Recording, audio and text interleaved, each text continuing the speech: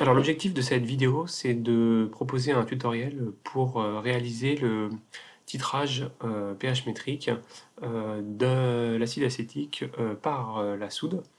Quand vous arrivez sur le bureau et que vous avez votre icône dose à queue, quand vous cliquez dessus, la première page sur laquelle vous allez arriver est celle-ci, qui correspond en fait au remplissage enfin déterminer ce qu'il y a dans le bécher.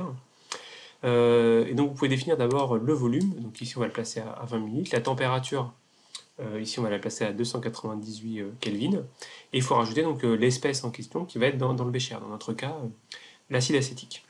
Alors comment on trouve cette espèce? Alors il y a plusieurs possibilités. Alors vous avez l'onglet ici avec les espèces inorganiques, avec les cations simples, les anions simples, les acides et bases, des complexes et autres espèces, des ions et des atomes et des molécules.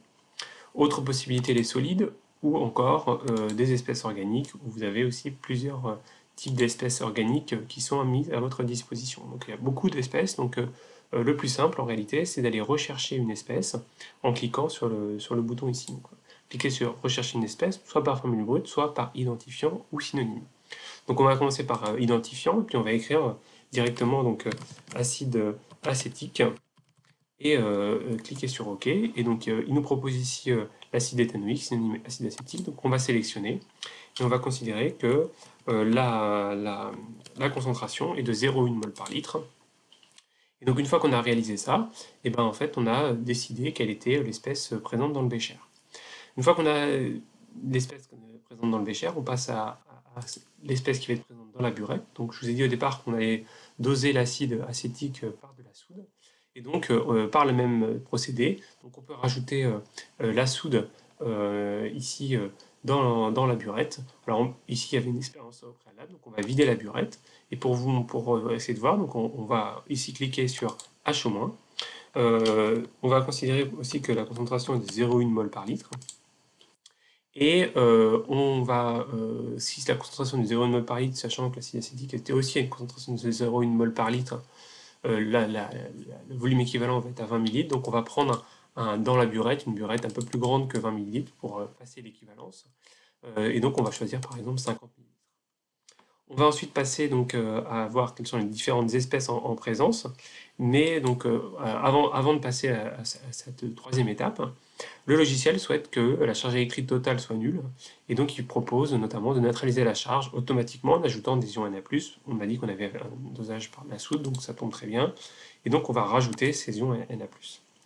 Donc les différentes espèces en présence, donc il va lister ces différentes espèces en présence. Donc vous avez la possibilité de tout cocher ou tout décocher. Dans un premier temps, on va tout cocher.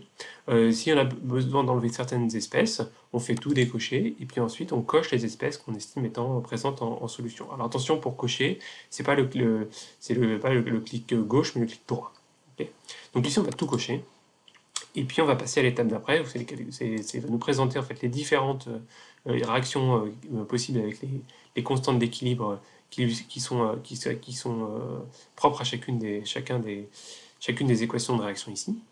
On considère que c'est bon parce que ça correspond aux différentes espèces qu'on avait précédemment.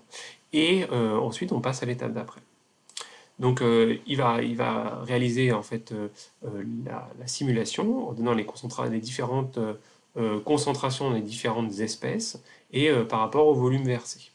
Donc ensuite on va tracer la courbe, donc on passe à choisir le tracé de la courbe, et donc on va en porter en abscisse le volume. Donc il y a une liste ici de variables qui sont utilisables, donc on va prendre ici le volume, faire valider.